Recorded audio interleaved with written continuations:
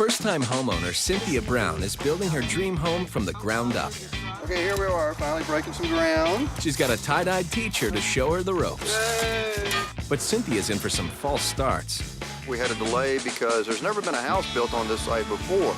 And things are likely to get worse before they get any better.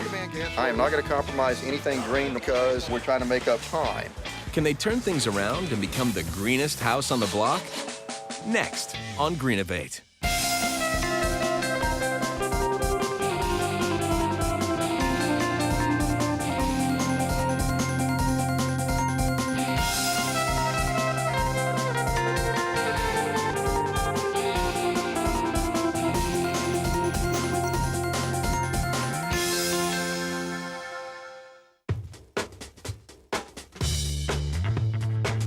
Cynthia Brown is about to build her first home in Austin, Texas.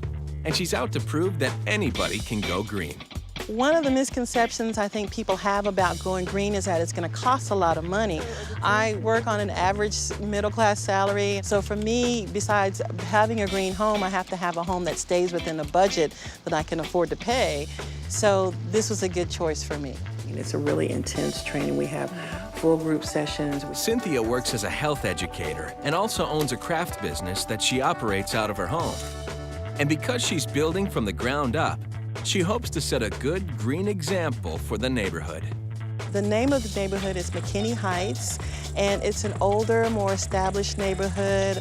I feel like I can be an example to other people who are thinking about building green but not sure how to get started or if it's a good fit for them. They can come talk to me about that. Cynthia is planning a 1,500 square foot home with 2 bedrooms and 2 baths. She's got a budget of $185,000 and hopes to be able to move in within 4 months. From the ground up, this house will be as green as it gets. When Cynthia and her contractor Wayne are done, she'll have both bamboo and polished concrete floors and low VOC paint on all the walls. A soy-based foam insulation and dual-paned low-E windows will create a tight and energy-efficient home. Cynthia will be using Energy Star appliances, low-flow plumbing fixtures, and an on-demand water heater, which should bring her considerable water and energy savings. Finally, a locally quarried limestone facade for the house will sit under a galvanized aluminum roof, perfect for beating the Texas heat and built to last a lifetime. Now that they have a plan in place, it's time to take the first step.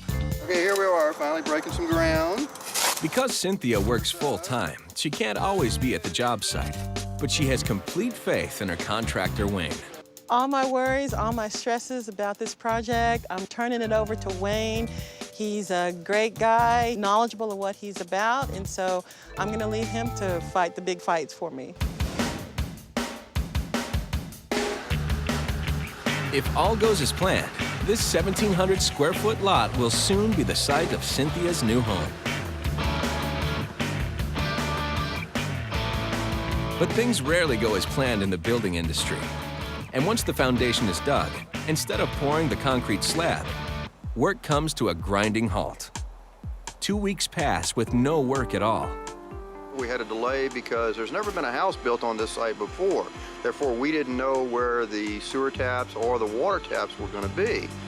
In this business, time is money. It did put us a couple of weeks behind on the project. I think we'll be able to make up the time through the build process as long as we've got good weather and everything else stays on track. After a slow start, they can finally pour the foundation.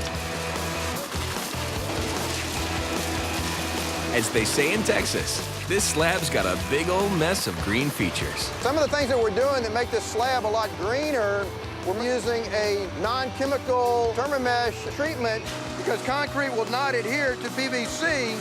We put these stainless steel collars around it. This keeps any intrusions from insects or termites or scorpions or anything coming up from the slab.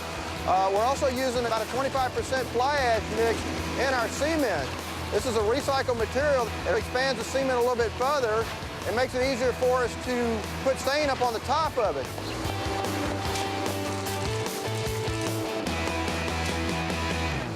Coming up, Cynthia likes what she sees. I got to look at things, actually get a better feel for them. Wayne likes what he sees. We have got the framing up.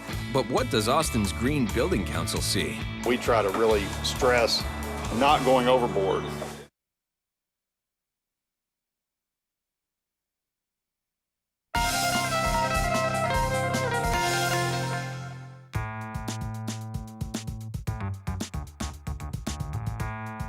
It's week